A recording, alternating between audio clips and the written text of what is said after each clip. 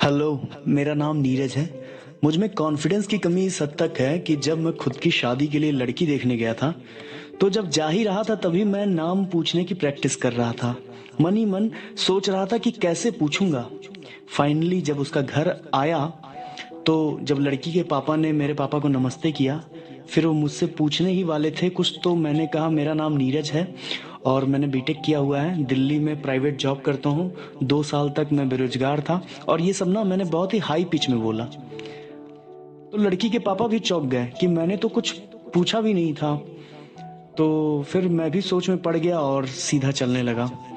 और सोचते सोचते मैं प्रज्वल की बातों को ध्यान में रखता हुआ कि लड़की टीचर है, और ये सोचते सोचते मुझे पता ही नहीं चला कि मैं उनके घर के आंगन में पहुंच गया हूँ। और मैंने देखा कि जो मेरे घर वाले मेरे साथ आए हुए थे वो वहां पे है ही नहीं, मतलब मेरा साथ सबने छोड़ ही दिया क्योंकि मैं आंगन तक चला आया। तभी पीछे से आवाज आई, नीरज, ओ नीरज। ये आवाज मेरे बड़े भैया की थी। मेरे बड़े भैया ने कहा कि यहाँ क्या कर रहे हो तुम, चलो सब तुम्हारा इंतजार कर रहे हैं। तो मैंने कहा वो भैया मैं एक्चुअली बाथरूम ढूंढ रहा था। तो फाइनली फिर मैं हॉल में आया। सो अब सबको नाश्ता खिलाया जा रहा था, सब हाल चाल ले रहे थे। पहले पापा ने अपना इंट्रो दिया, फिर मेरे भैया ने। और जब मेरी बारी आई तो लड़की के पिता ने कहा, अरे सबसे पहले मैं इन्हीं के बारे में ही जान पाया हूँ, इन्होंने अपने बारे में मुझसे कार से उतरते ही बता दिया था। और फिर उसके बाद सब मुस्कुराते हुए मेरी ही ओर देख ही जा रहे थे। अब ये हुआ, अच्छा उनकी फैमिली ना बहुत ही फ्रैंक थी, मतलब टाइम वेस्ट ना करते हुए उन्होंने सीधे कहा कि हमें लगता है कि अब लड़का और लड़की को एक दूसरे से बात करनी चाहिए। तो इसके लिए मुझे और उस लड़की को एक कमरे में भेजा गया। नर्वसनेस के कारण ना मैं कुछ पूछ पा रहा था, ना वो कुछ बोल रही थी। पहले 10 मिनट तो किसी ने कुछ ना बोला, ना ही किसी ने कुछ पूछा। मैं सोच रहा था कि अभी मैं नौकरी पूछा तो सरकारी ना बोल दे, पसंद पूछा तो ब्रांडेड ना बोल दे, और अगर घर पूछा तो कहीं बसंत विहार ना बोल दे। फिर मैंने कहा, आपके यहाँ भी चाय में तेज पत्ता पड़ता है क्या? शायद बाबा सर ने सच ही कहा था कि नीरज, जो तुम विवाह के लिए इतना उत्तेजित रहते हो ना, जब ये चीज तुम्हारे सामने आएगी तो इसकी अस्मिता ही खत्म हो जाएगी। अब मैंने लड़की से पूछा कि आपका नाम क्या है? तो उसने बोला, आरवी काटूंगी। मैंने कहा, काटूंगी, ये कौन सा सरनेम होता है? तो उसने कहा, हमारे यहाँ यही लगाते हैं। काटूंगी सुनकर मुझे ऐसा ही लग रहा था कि वो मुझे वार्न कर रही है, लेकिन बात करने पर ऐसा लगा कि वो कोई संस्कारी लड़की थी।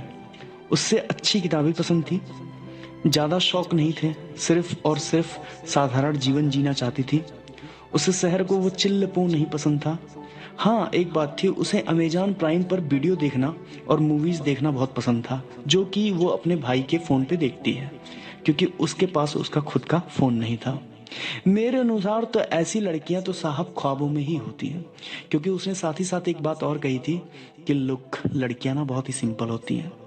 तो मैंने उसको बोला कि अगर आप सिंपल हो तो मैंने कौन सा जरी गोटे का काम करा रखा। तो ये सुन के उसने हंस दिया।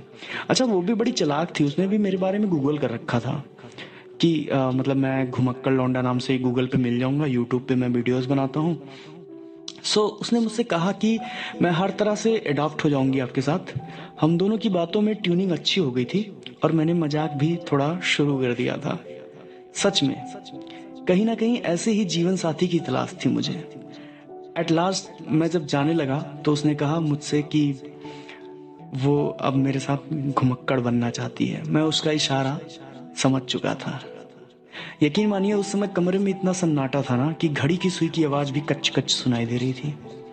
मैंने भी उसके इशारों में कह दिया कि आप चाहें तो अमेजॉन प्राइम का मेरे पास लाइफ टाइम प्रीमियम सब्सक्रिप्शन है।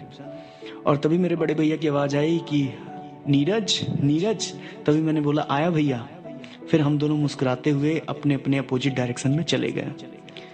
मेरी खुशी देखकर घर वाले समझ गए थे और हम सब घर चले आए थे। और अब मुझे बस इंगेजमेंट का इंतजार था। जैसे तैसे दिन बीते और जब इंगेजमेंट का दिन आया, सज धज कर कार्यक्रम में पहुंचा मैं। तो कार्यक्रम शुरू होने से पहले एक लड़के ने चिट आकर दी और उसमें लिखा था कि पीछे वाले रूम में आ जाना एंगेजमेंट खत्म होने के बाद, फ्रॉम तुम्हारी वो। मैंने कहा वो? फिर लिखा था ब्रैकेट में कि काटूंगी। मैंने कहा अच्छा है, काट ही लेगी। फिर एंगेजमेंट चलते वक्त वो मुझे ना देख देख के मुस्कुराए जा रही थी। और मेरा जो एक पार्टनर था मोहित, जब मैं दिल्ली में रहता था, तो वो सही कहता था कि सच्चा प्यार ना भाई साहब बहुत खतरनाक होता है। शायद मोहित को कोई धोखा मिला था, इस नाते मुझे एडवाइस करा था उसने। सो उसकी मुस्कुराहट जैसे मुझ पर एहसान किए जा रही थी। एंगेजमेंट खत्म होने के बाद जब मैं रूम में पहुंचा तो वहां वो खड़ी थी। मैं उसके और करीब गया, मैं थोड़ा और करीब गया और मैंने उसको बोला कि मैं तुम्हें पसंद करने लगा हूं। और मैंने उससे ये भी कहा कि अगर तुम चाय हो तो मैं बिस्किट, अगर तुम खस्ता हो तो मैं कचौड़ी, अगर तुम रात हो तो मैं चांद, अगर तुम रेल हो तो मैं कोल। इतना ही मैंने कहा था तो उसने कहा बस बस, अब मुझे भी कुछ कहना है। मैंने कहा बोलो ना।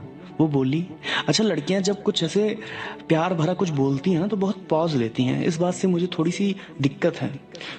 फिर मैंने बोला बोलो ना यार। तो उसने कहा वो एक्चुअली आई आई। मैंने कहा हाँ बोलो जल्दी करो। आई आई। इतना ऐसे इतना पॉज ले रही थी यार, मेरे सब्र का इंतजार मतलब हो ही नहीं रहा था मेरे से इंतजार। तो मैंने कहा बोलो ना यार। और तभी एक आवाज आई कि आई थे भाई साहू, जौन तू अभी तक सोवत हो ना, मतलब 12 बज गए तो हर सुबेर नाइब है। तब मेरे को ध्यान आया तो मम्मी की आवाज है। और तभी अचानक से मेरी नींद टूटी और मैंने सामने दीवार पे क्या देखा कि घड़ी टंगी हुई, घड़ी में 12 बज रहे हैं। और भाई साहब फिर मम्मी की जो कर्कश भरी आवाज ना कि भैया और पापा सुबह में से दुकानी बैठा हैं और तुम्हें कोनो चिंतवे नहीं है, तू दुकान में तनको भर योगदाने नहीं दे लो, तुम्हें तनको भर सर में नहीं आवला कि भैया और पापा के काम में तनी भर हाथ बटाई, खाली खाओ और सो। सच में भाई ऐसी लड़कियां तो बस ख्वाबों में मिलती हैं। जैसा उसने कहा था कि उसका नाम है काटूंगी, सो मेरे सपनों को काट के चली गई, लेकिन मेरे साथ लाइफ नहीं काट पाई और फिर मेरी कहानी ऐसी ही भी रह गई। सो ये थी मेरे ख्वाबों की कहानी। अगर आपकी भी अपनी कोई कहानी है तो ज़रूर कमेंट बॉक्स में बताइएगा। और ये कहानी पूरी तरह से काल्पनिक है, कल्पना ही है, एक